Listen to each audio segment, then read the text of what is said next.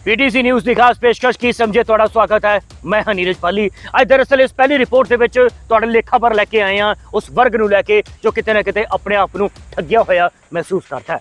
ते नाल ही उस वर्ग की भी रिपोर्ट तुहानूं विखाउण जा रहे हैं जिस वर्ग ने सरकारां नूं हत्थां पैरां दी पा दित्तियां सी। जी हाँ, वाकई किसान जिन्होंने दिल्ली दी बरूहां या कहो दिल्ली के बॉर्डर के उत्ते एक तरह के नाल कब्जा करके रखा हुआ है।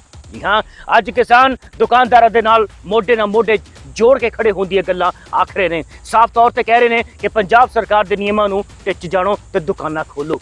लेकिन कुछ दुकानदार व्यापारी वर्ग इहो जिहे भी ने जो सरकार के नियमों की किते ना किते पालना कर रहे हैं। दिखाउण जा रहे हैं इस रिपोर्ट के विच कि किस तरह के नाल हुण किसानां दे उत्ते भी एक तरह के नाल उंगलियां उठनियां शुरू हो गई ने कि उस सरकार की इन्हां नीतियां नूं क्यों नहीं मान रहे। देखो इस रिपोर्ट नूं।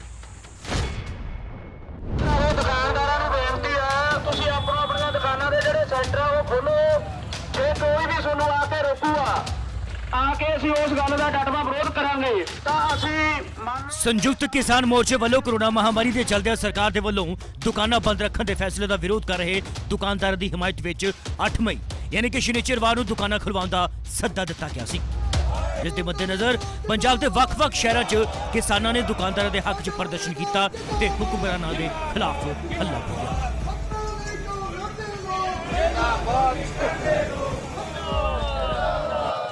तुहाडी टीवी स्क्रीन ते जो तस्वीरां विखाई दे रही ने यह पंजाब के तरनतारन टांडा ते तलवंडी साबो तो निकल के सामने आ चुकी ने जिथे किसान जथेबंदियों के वलों दुकानदारों नूं दुकानां खोलण के हक विच पंजाब सरकार के खिलाफ मोर्चा खोलण की आवाज़ नूं बुलंद किया गया। किसानों का साफ तौर पर कहना है कि जेकर सरकार ने जल्दी लॉकडाउन नूं खत्म ना किया तो किसान जथेबंदियों के वलों वड्डे पद्धर ते संघर्ष शुरू किया जाएगा। साल पहला भी ये कोरोना की महामारी दे विच जिहड़ा आ आर्थिक नुकसान बहुत भाईचारे नूं होया सीगा। अज फिर लॉकडाउन करके जिहड़ा आ दुकानदारां नूं मजदूरां नूं ते आम लोगां नूं जिहड़ा इहदा सामना करना पै रिहा आ। असीं इत्थे गल दसनी चाहुंदे आ कैप्टन साहब नूं कि तुसीं जे लॉकडाउन करना आ ते करो, पर इन्हां नूं जिस तरह विदेशां दे विच जो पे करदे सी फैक्टरीआं तनख्वाहां दिंदे सी जां दुकानदार जो कमाई करते सी जां मजदूर जो कमाउंदे सी उस तो डेढ़ा सरकार ने उन्होंने पे किया, पर इत्थे पंजाब सरकार कुछ भी नहीं कर रही। भुखण भाणे लोग सौ रहे आ। ਜਿਹੜੇ ਛੋਟੇ ਦੁਕਾਨਦਾਰ ਹੈ ਉਹਨਾਂ ਨੂੰ ਡਾਂਗ ਦੇ ਜ਼ੋਰ ਤੇ ਅੰਦਰ ਨਾ ਵੜਿਆ ਜਾਵੇ, ਉਹਨਾਂ ਦਾ ਰੁਜ਼ਗਾਰ ਤੇ ਡਾਕਾ ਨਾ ਮਾਰਿਆ ਜਾਵੇ, ਕਿਉਂਕਿ ਪੁਲਿਸ ਫੋਰਸ ਦੇ ਜ਼ੋਰ ਤੇ ਜਿਹੜੇ ਰੋਜ਼ ਕਮਾਉਂਦੇ ਆ ਦੁਕਾਨਾਂ ਕਿਰਾਏ ਤੇ ਲਈਆਂ ਹੋਈਆਂ ਉਹਨਾਂ ਤੇ ਕਿੰਨਾ ਬੋਝ ਪਾਇਆ ਜਾ ਰਿਹਾ ਹੈ। ਉਹਦੇ ਵਿਰੋਧ 'ਚ ਅਸੀਂ ਸਾਰੇ ਹਿੰਦੁਸਤਾਨ ਦੇ ਅੰਦਰ ਸੰਯੁਕਤ ਮੋਰਚੇ ਦੇ ਤਹਿਤ ਅਸੀਂ ਮੁਜ਼ਾਹਰੇ ਕਰ ਰਹੇ ਹਾਂ। दुकानां बंद रख के दुकानदारों का नुकसान किया जा रहा है। देश पहले ही आर्थिक बदहाली विच है। अचानक लॉकडाउन लगाउण दे नाल लोकां दा कारोबार तबाह हो जाएगा। इल्जाम कुछ अजिहे लगा रहे हैं।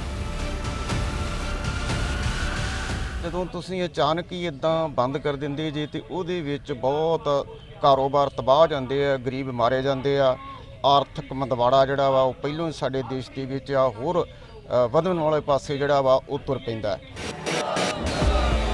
सूबे भर च भले ही किसान दुकानदारों के हकों च नितरे हुए ने, पर दूजे पासे संगरूर के लहरा गागा तो एक वक्री तस्वीर निकल के सामने आई है। दरअसल इत्थे दुकानदार किसानों का साथ नहीं दे रहे, सगों सरकार दी हिदायतां दा पालन कर रहे हैं।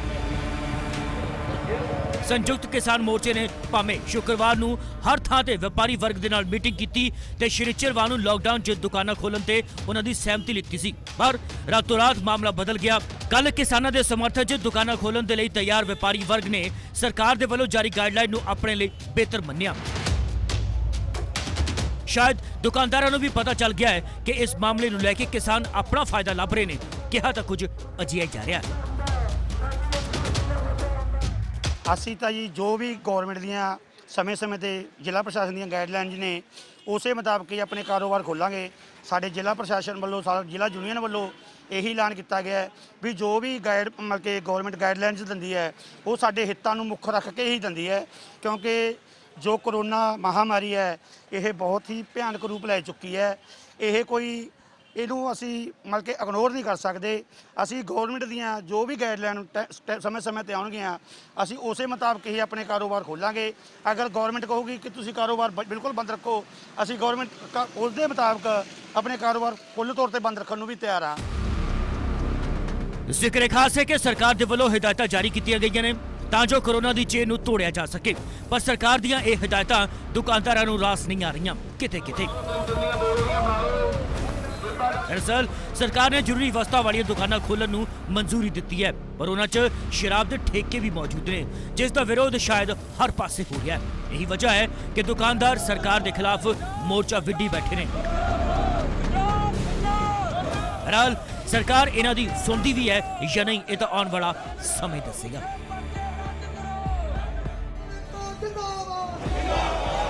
तरन तारण तो पवन शर्मा, टांडा तो तरसेम पप्पू, लहरा गागा तो गुरदर्शन सिंह ते तलवंडी साबो तो मुनीश गर्ग, PTC न्यूज़।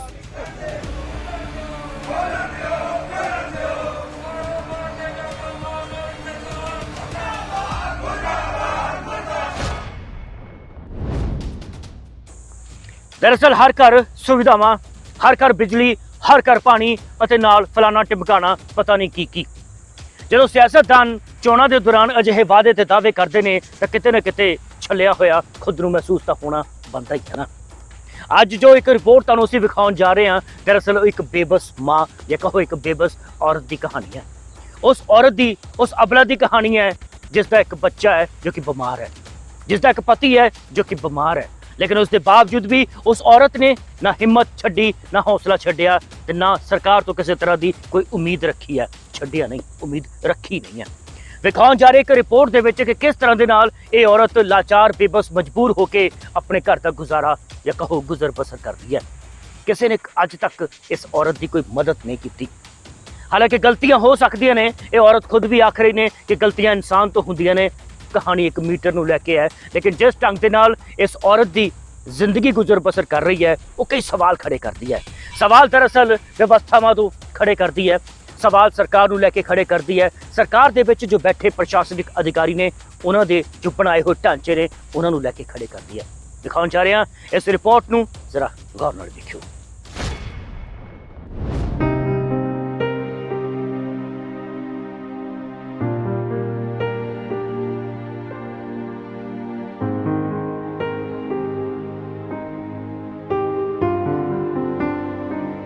ਇਹ ਤਸਵੀਰ ਦਰਅਸਲ ਨਵੇਂ ਭਾਰਤ ਦੀ ਹੈ।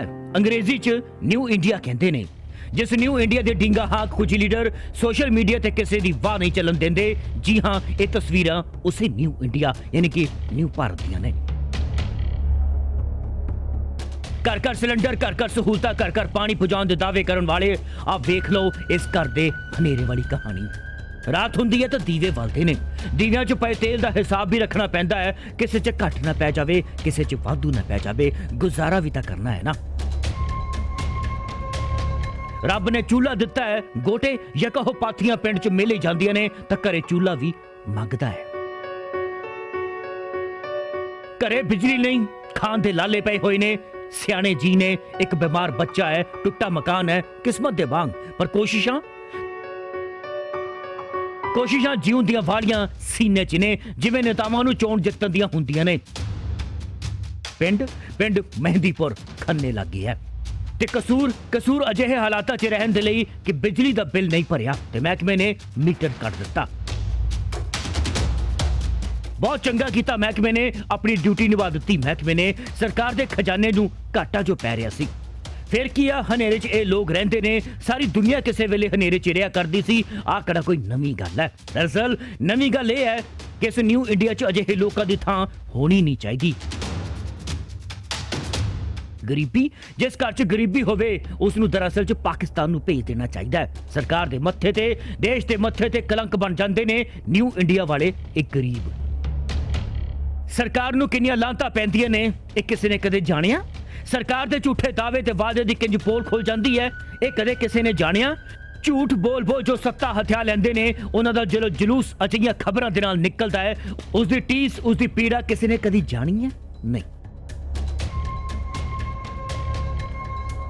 ਖੈਰ, ਗੱਲ ਟੀਸ ਪੀੜਾ ਦੀ ਨਹੀਂ। ਦਰਅਸਲ ਇੱਕ ਮੁੜ ਤੋਂ ਆਯੋਗ ਬਣਾਓ, ਜਿਨ੍ਹਾਂ ਨੂੰ ਖਾਣ ਦੇ ਲਈ ਖਾਣਾ ਨਹੀਂ, ਜਿਨ੍ਹਾਂ ਦੇ ਬੱਚੇ ਸਕੂਲ ਨਹੀਂ ਜਾ ਸਕਦੇ, ਜਿਨ੍ਹਾਂ ਦੇ ਘਰ ਪਾਣੀ ਨਹੀਂ, ਜੋ ਬਿਜਲੀ ਤੋਂ ਮੁਹਤਾਜ ਨੇ। ਬਣਾਓ ਉਹਨਾਂ ਦੇ ਲਈ ਇੱਕ ਨਵੀਂ ਵੱਖਰੀ NRC CAA ਤੇ ਭੇਜੋ ਦੇਸ਼ ਤੋਂ ਬਾਹਰ, ਕਿਉਂਕਿ ਨਿਊ ਇੰਡੀਆ ਦਾ ਜੋ ਇਹਨਾਂ ਦੇ ਹੰਝੂਆਂ ਦੀ ਬਦੌਲਤ ਜੋ ਜਲੂਸ ਨਿਕਲ ਰਿਹਾ ਹੈ ਉਹ ਵੇਖਿਆ ਨਹੀਂ ਜਾਂਦਾ। ਅਜਿਹੇ ਕੀਰਨੀਆਂ ਦੇ ਕਾਰਨ ਵਿਦੇਸ਼ੀ ਏਜੰਸੀਆਂ ਨੂੰ ਮੌਕਾ ਮਿਲ ਜਾਂਦਾ ਭਾਈ ਭਾਰਤ ਦੀ ਛਵੀ ਖਰਾਬ ਕਰਨ ਦਾ। ਸਰਕਾਰਾਂ ਦੀ ਪੋਲ ਪੱਟੀ ਖੁੱਲ ਜਾਂਦੀ ਹੈ, ਨਿਰਾ ਜਲੂਸ ਨਿਕਲ ਜਾਂਦਾ ਹੈ। ਇਹ ਪਤਾ ਲੱਗ ਜਾਂਦਾ ਹੈ ਕਿ ਇੱਕ ਐਮਐਲਏ, ਇੱਕ ਐਮਪੀ, ਇੱਕ ਮੰਤਰੀ ਦੀ ਸੰਪत्ति ਦੁੱਗਣੀ ਤਿੱਗਣੀ ਹੋ ਜਾਂਦੀ ਹੈ 5 ਸਾਲਾਂ ਬਾਅਦ। ਇਹ ਪਤਾ ਚੱਲ ਜਾਂਦਾ ਹੈ ਕਿ ਸੱਤਾ ਭੋਗਣ ਵਾਲੇ ਨਗੀਨੇ ਕਿੰਜ ਮਹਿਲ ਚੁਬਾਰੇ ਬਣਾ ਵੱਡੀਆਂ ਵੱਡੀਆਂ ਗੱਡੀਆਂ 'ਚ ਐਸ਼ ਕਰਦੇ ਨੇ। ਦਰਅਸਲ ਇਹ ਪਤਾ ਚੱਲ ਜਾਂਦਾ ਹੈ ਕਿ ਕੁਝ ਬੈਂਕਾਂ ਦੇ ਨਾਲ ਠੱਗੀਆਂ ਮਾਰ ਵਿਦੇਸ਼ਾਂ 'ਚ ਪੈਸਾ ਜਮ੍ਹਾਂ ਕਰਵਾ ਦਿੰਦੇ ਨੇ। ਸੋ ਇੱਕ ਆਯੋਗ ਤਾਂ ਬਣਨਾ ਹੀ ਚਾਹੀਦਾ ਹੈ ਜੋ ਇਹ ਨਜ਼ਰ ਰੱਖੇ ਕਿ ਅਜਿਹੇ ਗਰੀਬਾਂ ਦੀਆਂ ਖਬਰਾਂ ਮੀਡੀਆ 'ਚ ਆਵੇ ਹੀ ਨਾ, ਕਿਉਂਕਿ ਜਦੋਂ ਸਰਕਾਰਾਂ ਸਹੂਲਤਾਂ ਦੇ ਹੀ ਨਹੀਂ ਸਕਦੀਆਂ ਤਾਂ ਪਰਦੇ ਤਾਂ ਪਾਉਣੇ ਲਾਜ਼ਮੀ ਹੈ ਨਾ।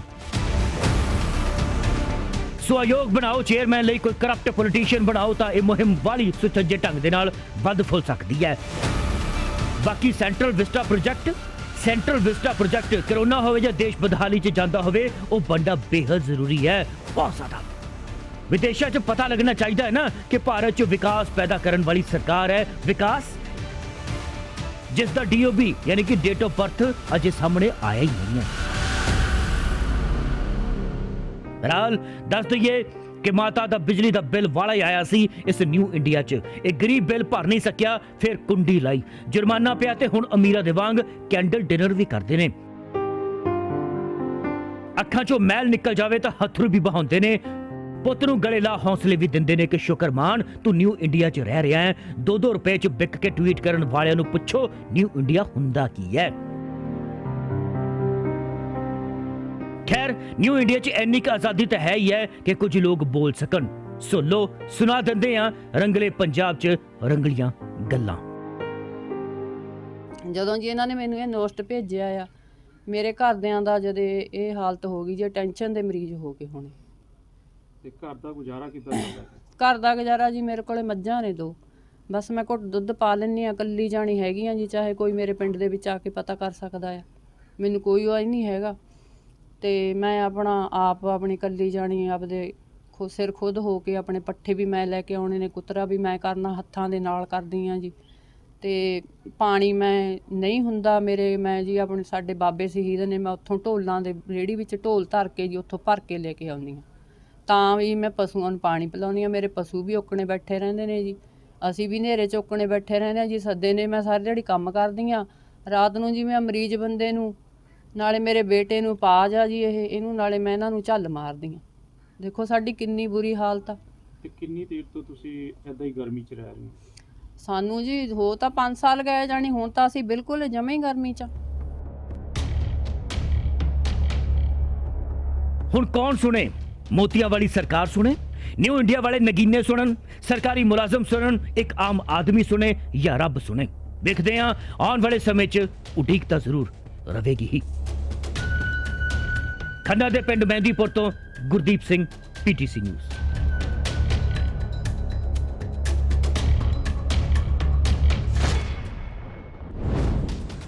ਕਦੇ-ਕਦੇ ਦਰਅਸਲ 'ਚ ਕੁਝ ਲੋਕ ਅਜਿਹਾ ਸੋਚਦੇ ਨੇ ਕਿ ਉਸ ਦੌਰ ਦੇ ਵਿੱਚ ਵਾਪਸ ਚਲੇ ਜਾਵੇ ਜਿਸ ਦੇ ਵਿੱਚ ਸਾਫ਼ ਪਾਣੀ, ਸਵੱਛ ਹਵਾ ਤੇ ਖਾਸ ਤੌਰ ਤੇ ਘੜੇ ਦੀ ਸੌਂਦੀ ਖੁਸ਼ਬੂ ਵਾਲਾ ਪਾਣੀ ਮਿਲਦਾ ਸੀ। ਅੱਜ ਦਰਅਸਲ ਇੱਕ ਰਿਪੋਰਟ ਤੁਹਾਨੂੰ ਵਿਖਾਉਣ ਜਾ ਰਹੇ, ਸਾਡੇ ਪੱਤਰਕਾਰ ਨੇ ਰਿਪੋਰਟ ਭੇਜੀ ਹੈ। ਹਾਲਾਂਕਿ ਅਜਿਹੀਆਂ ਤਸਵੀਰਾਂ ਜਾਂ ਖਬਰਾਂ ਤੁਸੀਂ ਕਈ ਵਾਰ ਵੇਖੀਆਂ ਸੁਣੀਆਂ ਹੋਣਗੀਆਂ ਜਿਸ ਦੇ ਵਿੱਚ ਕੁਝ ਲੋਕ ਨੇ ਜੋ ਆਪਣੇ ਪੁਸ਼ਤੈਨੀ ਧੰਦੇ ਨੂੰ ਅੱਜ ਵੀ ਚਲਾ ਰਹੇ ਨੇ, ਲੇਕਿਨ ਉਹ ਬੇਬਸ ਹੋ ਚੁੱਕੇ ਨੇ। ਉਹ ਕਰਨ ਕੀ, ਕਿਉਂਕਿ ਉਹਨਾਂ ਦੇ ਕੋਲ ਹੁਨਰ ਹੀ ਇਹੀ ਹੈ। ਵਿਖਾਉਣ ਜਾ ਰਹੇ ਇੱਕ ਰਿਪੋਰਟ ਜਿਸ ਦੇ ਵਿੱਚ ਕੁਝ ਘੜੇ ਬਣਾਉਣ ਵਾਲੇ ਜੋ ਲੋਕ ਨੇ ਉਹ ਪਰੇਸ਼ਾਨ ਨੇ ਕਿਉਂਕਿ ਉਹਨਾਂ ਦਾ ਸਾਫ਼ ਤੌਰ ਤੇ ਕਹਿਣਾ ਹੈ ਕਿ ਗ੍ਰਾਹਕ ਨਹੀਂ ਹੈ। ਇਸ ਦੌਰ ਦੇ ਵਿੱਚ ਜਿਸ ਢੰਗ ਦੇ ਨਾਲ ਉਹ ਪਰੇਸ਼ਾਨੀ ਵਾਲਾ ਜੀਵਨ ਬਤੀਤ ਕਰਨ ਲਈ ਮਜਬੂਰ ਹੋ ਚੁੱਕੇ ਨੇ, ਇਸ ਰਿਪੋਰਟ ਨੂੰ ਵੇਖ ਕੇ ਤੁਹਾਨੂੰ ਅੰਦਾਜ਼ੇ ਤਾਂ ਲੱਗ ਹੀ ਜਾਣਗੇ। ਦੇਖੋ ਇਸ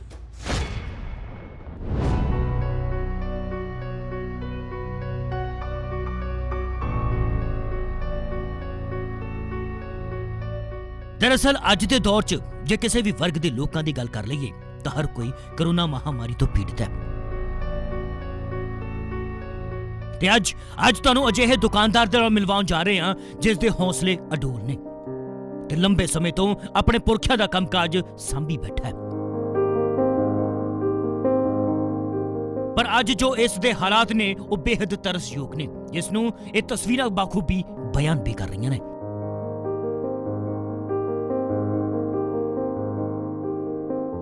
ਕਰੋਨਾ ਮਹਾਮਾਰੀ ਦੇ ਨਾਲ-ਨਾਲ ਇਹਨਾਂ ਦੇ ਉੱਪਰ ਆਧੁਨਿਕਤਾ ਦੀ ਮਸ਼ੀਨੀ ਯੁੱਗ ਦੀ ਅਜਿਹੀ ਮਾਰ ਪੈ ਗਈ ਹੈ ਕਿ ਫਰੀਦਕੋਟ ਵਿੱਚ ਮਿੱਟੀ ਦੇ ਭਾਂਡਿਆਂ ਦਾ ਕਾਰੋਬਾਰ ਕਰਨ ਵਾਲੇ 20 ਪਰਿਵਾਰਾਂ ਦੇ ਵਿੱਚੋਂ 15 ਪਰਿਵਾਰਾਂ ਨੇ ਇਹ ਕੰਮ ਬਿਲਕੁਲ ਬੰਦ ਕਰ ਦਿੱਤਾ ਹੈ ਮੁਕੰਮਲ ਤੌਰ ਤੇ ਹੋਰ ਧੰਦਿਆਂ ਦੇ ਵੱਲ ਮੁੜ ਚੁੱਕੇ ਨੇ। ਪਰ ਕੁਝ ਲੋਕ ਅਜਿਹੇ ਵੀ ਨੇ ਜੋ ਆਪਣੀਆਂ ਜੜ੍ਹਾਂ ਦੇ ਨਾਲ ਜੁੜੇ ਹੋਏ ਨੇ ਅਤੇ ਅੱਜ ਵੀ ਮਿੱਟੀ ਦੇ ਭਾਂਡੇ ਬਣਾ ਕੇ ਵੇਚ ਰਹੇ ਨੇ।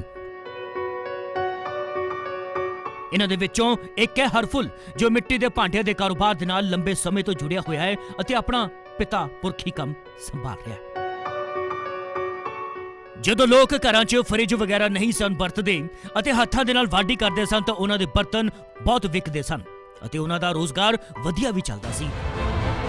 ਪਰ ਇਹਨਾਂ ਦਿਨੀ ਲੋਕਾਂ ਦੇ ਵੱਲੋਂ ਪਲਾਸਟਿਕ ਦੇ ਬਰਤਨ ਅਤੇ ਬਿਜਲੀ ਉਪਕਰਨਾਂ ਦੀ ਵਰਤੋਂ ਕਰਨ ਦੇ ਕਾਰਨ ਮਿੱਟੀ ਦੇ ਭਾਂਡਿਆਂ ਵਿੱਚ ਲੋਕਾਂ ਦੀ ਰੁਚੀ ਘਟ ਗਈ ਅਤੇ ਲੋਕ ਸਿਰਫ ਸ਼ੌਕ ਨੂੰ ਹੀ ਮਿੱਟੀ ਦੇ ਬਰਤਨ ਖਰੀਦਦੇ ਹਨ, ਜ਼ਰੂਰਤ ਦੇ ਲਈ ਨਹੀਂ।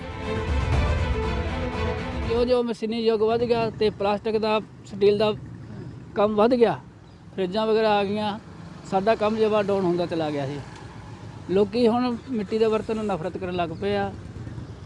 ਘੱਟ ਬਹੁਤ ਹੀ ਕੋਈ ਸਿਆਣਾ ਬੰਦਾ ਹੀ ਵਰਤਦਾ ਜਿਹਨੂੰ ਮਿੱਟੀ ਦੇ ਗੁਣਾਂ ਦਾ ਪਤਾ, ਵਰਨਾ ਕੋਈ ਹੋਰ ਕੋਈ ਵੱਡੇ ਜਿਹੜੇ ਹੈਗੇ ਆ ਅਫਸਰ ਲਾ ਲਓ ਜਾਂ ਸੇਠ ਸਾਹੂਕਾਰ ਲਾ ਲਓ, ਉਹ ਕੋਈ ਵਰਤਨ ਨਹੀਂ ਵਰਦਾ। ਜ਼ਿਆਦਾਤਰ ਗਰੀਬ ਤਬਕਾ ਹੀ ਵਰਤਦਾ ਇਸ ਨੂੰ। ਲੋਕਡਾਊਨ ਦਾ ਤਾਂ ਬਾਹਲਾ ਅਸਰ ਪੈ ਗਿਆ ਜੀ ਇਹਦੇ ਤੇ। ਹਾਂਜੀ, ਕਾਫੀ ਅਸਰ ਪੈ ਗਿਆ ਕਿਉਂਕਿ ਟਾਈਮ ਨਾਲ ਸਾਨੂੰ ਭਜਾ ਦਿੰਦੇ ਆ ਤੇ ਜਿਹੜਾ ਵਿਕਰੀ ਦਾ ਟਾਈਮ ਸ਼ਾਮ ਨੂੰ ਹੁੰਦਾ ਜਾਂ ਤੜਕੇ ਹੁੰਦਾ, ਦੁਪਹਿਰੇ ਗਰਮੀ 'ਚ ਆਉਂਦਾ ਨਹੀਂ ਕੋਈ, ਤੇ ਇਹਦਾ ਕਾਫੀ ਅਸਰ ਹੈਗਾ। ਲੋਕਾਂ ਨੇ ਮਿੱਟੀ ਦੇ ਭਾਂਡਿਆਂ ਦੀ ਵਰਤੋਂ ਛੱਡ ਦਿੱਤੀ ਹੈ, ਇਸੇ ਲਈ ਕਈ ਤਰ੍ਹਾਂ ਦੀਆਂ ਬਿਮਾਰੀਆਂ ਦੇ ਨਾਲ ਵੀ ਲੜ ਰਹੇ ਨੇ। ਕਹਿਣਾ ਤਾਂ ਕੁਝ ਅਜਿਹਾ ਹੀ ਹੈ ਹਰਫੁਲ ਦਾ। ਲੋਕਾਂ ਦਾ ਕੋਈ ਰੁਚੀ ਹੈ ਨਹੀਂ ਖਾਸ ਕਰਕੇ, ਕਿਉਂਕਿ ਇਹ ਭੁੱਲ ਗਏ ਵੀ ਮਿੱਟੀ ਵਿੱਚ ਕਿੰਨੇ ਗੁਣ ਸੀਗੇ ਕਿੰਨੇ ਨਹੀਂ। ਹੁਣ ਜੋ ਇਹ ਮਿੱਟੀ ਦੇ ਭਾਂਡਿਆਂ ਨੂੰ ਛੱਡਦੇ ਜਾਂਦੇ ਤੇ ਲੋਕਾਂ ਦੀ ਬਿਮਾਰੀ ਵਧੀ ਜਾਂਦੀ ਹੈ। ਇਹਦੇ ਵਿੱਚ ਜੋ ਮਿੱਟੀ ਦੇ ਭਾਂਡੇ ਵਿੱਚ ਕੈਲਸ਼ੀਅਮ ਹੈ ਤੇ ਤੱਤ ਹੈਗੇ ਆ ਬਹੁਤ ਸਾਰੇ ਜੋ ਮਨੁੱਖ ਨੂੰ ਚਾਹੀਦੇ ਆ, ਉਹ ਮਿੱਟੀ ਦੇ ਬਰਤਨ ਵਿੱਚ ਹੈਗਾ। ਕਰੋਨਾ ਦੇ ਵੱਧਦੇ ਕਹਿਰ ਦੇ ਕਾਰਨ ਸਰਕਾਰ ਦੇ ਵੱਲੋਂ ਸਮੇਂ-ਸਮੇਂ ਤੇ ਹਦਾਇਤਾਂ ਜਾਰੀ ਕੀਤੀਆਂ ਜਾ ਰਹੀਆਂ ਨੇ ਤਾਂ ਜੋ ਕਰੋਨਾ ਦੀ ਚੇਨ ਨੂੰ ਤੋੜਿਆ ਜਾ ਸਕੇ ਤੇ 15 ਮਈ ਤੱਕ ਜ਼ਰੂਰੀ ਵਸਤਾਂ ਵਾਲੀਆਂ ਦੁਕਾਨਾਂ ਖੋਲ੍ਹਣ ਨੂੰ ਮਨਜ਼ੂਰੀ ਦਿੱਤੀ ਗਈ ਹੈ। ਪਰ ਇਸ ਦੇ ਨਾਲ ਛੋਟੇ ਦੁਕਾਨਦਾਰਾਂ ਤੇ ਜੋ ਅਸਰ ਪੈ ਰਿਹਾ ਹੈ ਉਹ ਤੁਸੀਂ ਵੇਖ ਹੀ ਚੁੱਕੇ ਹੋ। ਇਸ ਤੋਂ ਸਮਝੀਏ ਕੀ। Amandeep Lucky, PTC news, Faridkot.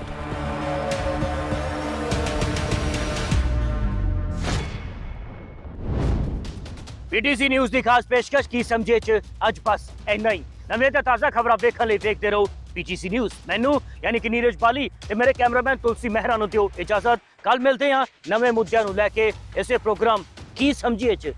ਯਾਦ ਹੈ ਨਾ, ਕੀ ਸਮਝੀਏ, ਯਾਦ ਰੱਖਣਾ।